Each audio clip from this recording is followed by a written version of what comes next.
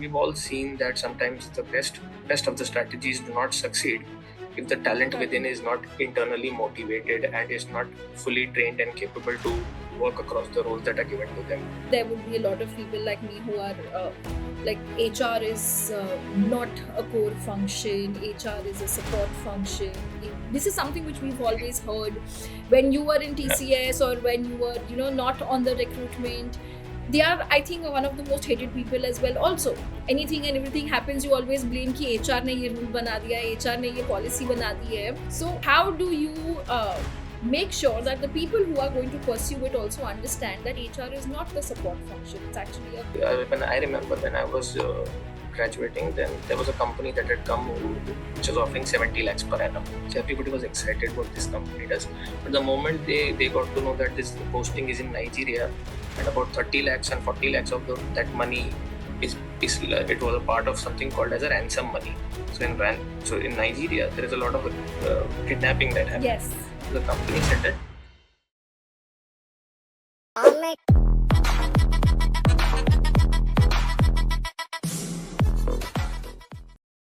Hi everyone, this is Anisha here. Today we are in conversation with Ravish, who is an alumni from MBA HR program of NMIMS. We're going to be addressing a lot of myths and concerns that people have about HR and recruitment.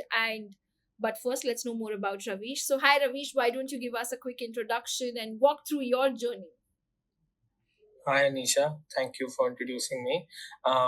She already told my name. My name is Ravish Ayyer. I graduated from the 2018 MBA HR batch, and it was, let me tell you, it was 2 good years of not just presentations, seminars, video conferences, etc., but 2 years of good learning, not just inside the campus but outside the campus as well. The fact is, what I personally feel about NMIMS is NMIMS has given me a second life. So I was already working before I joined NMIMS, but I was not happy with what I was doing at that point of time. I wanted to do something better and something bigger, and NMIMS gave me that stepping stone. You've grown up the ladder at Maruti also very quickly. What do you think, like, what helped you get that head start, or something, if for the people who are listening to us, how has the life been after an MBA at Maruti? See, I was fortunate to get placed at Maruti Suzuki, which is one of the top organizations in India. And what NMIMS helped was the fact that NMIMS has a very regular or a very rigorous kind of a schedule that you have. You don't have a semester system that most of the colleges have, where you have for 5 months and then 1 month you go home, you relax and come back. So NMIMS even still has a trimester system, I believe. And what it does is it constantly pushes you to be ready for the next challenge that comes your face. And the best part about these MBA colleges is that you have various committees, various clubs, various associations inside the campus, which everyone should be a part of, I believe. Because what it does is a lot of people say that it does not add any particular value, or it takes time out of your basic studies. It actually allows you and encourages you to manage between multiple things, and that is exactly what you will be doing when you're at a job. Lovely. That's actually very well put. Like, you initially the first 3 months, so you barely get any sleep, and you are like, okay, True. that's just way too much, and I'm swamped. Why did I come to NMIMS? But later on, you realize that later in life, that rigor is only what has prepped you for all the challenges out here. Going back a little, even before MBA when started, if I were to ask you, like, there's a very standard cliche that everybody talks about, like HR is more for the females. What made you choose HR, and what do you think are the qualities that an MBA in HR should have? Like, if any of the students who are listening who are not sure whether I'm fit for an HR role or not, what do you think is like, ye chahiye quality? Okay. So, see, I'll be very honest here. So, when I was working before MBA, I was giving exams for various MBA exams. And of course, everybody wants to be in those elite IMs, Yeah. APCs, etc. But reality, there are very few seats there, and there are many other top colleges that are there where you can apply and give separate exams and get through. So, because I was serious about my MBA, I filled all my exams. I cracked NMAT and some other exams as well. So what happened was, when I was working with my first organization was TCS. So I was working with TCS. My project got over. There was no project expected for the next 6 months. So they were going to put me on bench. So instead of putting me on bench, they decided to transfer me internally to the RMG team. The RMG is the resource management group there. Okay. So HR is called the RMG there. So they had certain internal projects that they wanted to complete, and they wanted tech support in that. So I was working with them. So to understand those projects, we were told to move around with them throughout the country for the recruitment, for their drives that they conduct, the mega drives that they have. So I started going around with them for about 6 months. I did that. And that is when I decided that this is something that interests me. It is something that I can think about continuing to do for, even if I have to do it for the next 3-4 years. And it's something that was exciting. So that is when I went up to my RMG team and said, can I officially get a transfer to this team? They said, you cannot get a transfer because you're not qualified enough to be in this role. So you'll have to complete your MBA either offline or a full-time MBA that you want to do. So I had a word with my mother, and she just told me that, well, anyways, you were serious about doing an MBA. So why don't you just think about doing a full-time MBA only in HR? Yeah. So that is when this idea of doing MBA. And once I was clear after the 6 months passed by, I was very clear that if I wanted to do an MBA, I wanted to do it in human resources and not in any other field. Not belittling any other function that is there, because see, every function has a role to play. Yeah. So like functions like marketing, finance, etc., focus on external capabilities. So functions like HR focus on internal capabilities, building internal pipelines, talent pipelines, organization complexity, etc. Also, the fact that we've all seen that sometimes the best of the strategies do not succeed if the talent within is not internally motivated and is not fully trained and capable to work across the roles that are given to them. So HR plays that crucial role of managing everything inside. And the best part is, now that I've entered and been in this HR phase for about close to 7.5 years, I realized that it's no longer just about recruitment or those small policies, the compensation, salary structure, and all those things. It's focused more on business partnering. It's more focused now on data-driven decision making as to how to increase productivity. And now in any board meeting that happens, you see that the CHRO is right there sitting with the other CXOs to discuss the talent strategy for future, how to align the pyramid that the organization has, and how to come up with policies that are more age friendly and more which makes sense as per today's environment. So lovely. That's actually very true. Like, you start with recruitment and then you realize that there's a lot more. And, a lot of people still, I'm sure there would be a lot of people like me who are like, HR is not a core function. HR is a support function. This is something which we've always heard when you were in TCS or when you were, not on the recruitment.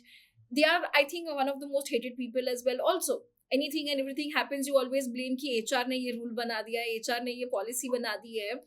So how do you make sure that the people who are going to pursue it also understand that HR is not the support function? It's actually a core essential thing and equally valued and important as you would want to probably consider a CXO of a marketing, finance or sales role as well.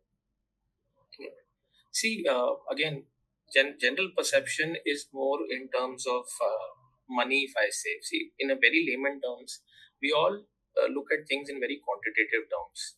Like when we are studying at campuses, we're always looking for kaun sabse zyada CTC offer kar raha hai. Somebody, when I remember when I was graduating, then there was a company that had come which was offering 70 lakhs per annum. So everybody was excited what this company does. But the moment they got to know that the posting is in Nigeria, and about 30 lakhs and 40 lakhs of that money it was a part of something called as a ransom money. So in Nigeria, there is a lot of kidnapping that happens. Yes. So the company said that 40 lakhs will be ransom money. If you get kidnapped once, we'll give that money. Otherwise, we'll not. Second time, se hum nahi denge. So then a lot of people, their interest left. So exactly, that is what happens in real life also. Because these marketing or finance or other functions, their output is very clearly visible in terms of numbers. Yeah. So people think that these are the most important functions in the organizations, and they are not to be blamed because that is what is visible to the naked eye. Yes. But if you go down a little deep, to manage those people who are working in marketing and finance, how to hire the best talent for marketing and sales, how to hire the best talent for finance, to hire from what areas, what experiences. There is a lot of effort that goes behind getting these people who deliver these results. Yes. So from that point of view, I think people who want to pursue HR now or in the coming future must see that the good or the best part is that HR is now considered sometimes even at a topper or a better priority as compared to other functions. Yeah. Because they say that people can be trained for marketing, people can be trained for maybe operations, but it's very difficult to train people in HR and finance, because these are very core functions and a specific specialized skill is required to operate in these domains. Be working with a lot of people from different generations, I would say, and everybody says that the current generation people who are listening to us is not, the best of them to manage. They are there are good and bad both things about it, but what's your perception? What do you think? How is this current Gen Z when it comes to the workforce? See, to be very honest, I find them very straightforward, which I think is very good. See, the people who say they can't manage is because you don't have the skill to manage them. See, True. I don't believe they are difficult to manage. See, they make their points very clearly. They will not compromise on something just because you've told them to. Just because you've worked for 15 years, they would not listen to you. See, they've been with their parents for about 25 years. Yeah. They still don't listen to their parents. Why would they listen to you? See, True. See, so you have to understand. We come from. See, they have seen. So if we talk about the cycle of time, their grandparents ensured their survival. There's a famous podcast that someone has put, which says that आपके grandparents ने आपका survival देख लिया, आपके parents ने आपका standard देख लिया. So now they are focusing more on quality. So they just don't want to work. Work is just a part of life for them. Work is not life for them. Yes. So I'm very happy that finally there is a batch, there is a group of people who are expressive in terms of what they want at work and what they definitely don't want at work. They are ready to give in hours, but of course they want to be rewarded for that. So and they need their flexibility. They don't want to come to office every day. So someday if they can work from Missouri or Ladakh, they would want to do that and not sit in the office and do work. Yeah. So again, it's very similar to, like, if you adapt with this, as I said, adaptability being the key function. You adapt with this or you'll perish, because the next set of people that you're going to hire are these people. And if your frameworks, your policies, your structure does not encourage their participation, then you're doomed to fail.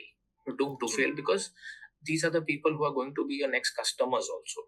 Yes. So they're not just your next employees, they're also your next customers. So if you don't understand their mental behavior as an employee, you'll definitely not understand their behavior as a customer also. So Right. It's very important to, as I said, adapt and make sure that you align and slowly change yourself as per their methods, because change is the only constant. Lovely. That's really nice talking to you, Ravi, so much about life right now at Maruti and now going back to when your college days. What do you think was life or your preparation? Like, you also gave all exams. We've all given all exams. You have to juggle and struggle between how will I crack, how will I make it through the sectionals or the interviews. So what advice would you like to give people who are listening to us, that how do you balance prepping for all these exams? I mean, some might crack CAT, NMAT, SNAPs at one of the exams, some might make it to NMIMS, some might make it to an IM or an XLRI, but something that you would like to share your thoughts with them. See, first I would like people to fill all the exam forms. If you can afford filling all the exam forms, please do it, because see, on the last day you don't know what happens. I was very sure that I'll do well in CAT, and I did really well also. But when the results came, I think only a 98 percentile, which does not yield you any IM, ABC, KLI. No college calls you if you're a general engineer male. True. So that is my first submission. Second is give every exam with equal seriousness Just because you've given CAT very well, don't think that यार snap तो मैं छोड़ ही सकता हूँ या आराम से दे सकता हूँ या NMAT तो मैं ऐसे ही दे सकता हूँ. NMAT किसको जाना है, NM किसको जाना है या सिम्बासिस किसको जाना है, मैं तो CAT पे से IMABC में ही जाऊंगा. Don't do that. You never know which exam is your savior. Yeah.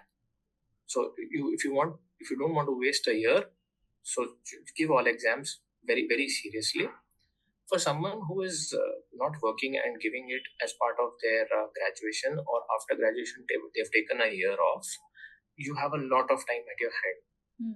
And trust me, the working people will give it with equal seriousness because they want to get out of their first jobs which they don't like. Yes. So don't think that you have a lot of time, but you have a lot of time, and give those extra hours to yourself which these people spend at office.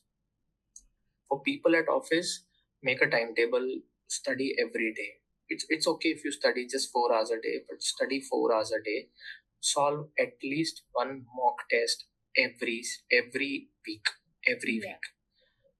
So these mocks help you to analyze where you stand with the crowd, because mocks mostly these serious people only give. Not everybody gives mocks. So these mocks generally have a sample size of about 25,000 to 30,000 people who are the serious contenders in CAT. Lovely. That's really awesome. I think I love the advice that you've given, especially for all the people who've taken a gap and are studying, that they always take time too very lightly. When you are at work, you really are there's this double inner motivation to get out of where you are. So that actually I can see that because I was part of that group, and I know that my job was at that point of time, it was a weekly shift job. So 1 week I used to go for morning shift, 1 week I used to go for afternoon shift, and 1 week night shift. That's the reality. So if you are serious, you will make it through it. If you are not, then you will be in the bottom low for any college. So very well said, Ravish, and thank you so much for all your time, Ravish. It was lovely having this conversation with you. And for all the students who are listening to us, if you want any more insights about career, MBA, HR, your interview processes, your preparation, anything, drop in the comment section and we will take that up for you guys. Thank you so much for listening and all the best. Hi, I'm Sejal Sharma. Sauradeep Chaudhary. मेरा CAT percentile 99.20 था. Watching your videos and I kept watching them, and the motivation and your energy was just too high that it gave me the motivation that I can do it. I'm very grateful to you because आपके मैं सारे lectures बैठा हूँ. CATKing का जो interface है वो बहुत ही अच्छा है, एकदम CAT की तरफ. और क्या बात है? Whenever I used to feel वो आपका motivation देख लेती थी. पापा मेरे से बड़े फैन हैं. क्यों भाई? क्योंकि जब मैं स्पीकर पे पढ़ता था या आपके वीडियो देखता था तो बोलते हैं यार ये बंदा ना पढ़ाते हो सब ये मोटिवेट करता है तुम्हें, वो हवा भरती रहनी चाहिए हमेशा गाड़ी में. Thank you so much, sir, and I would again like to thank all of you as the CATKing family. It's been a great experience. Hit the bell icon.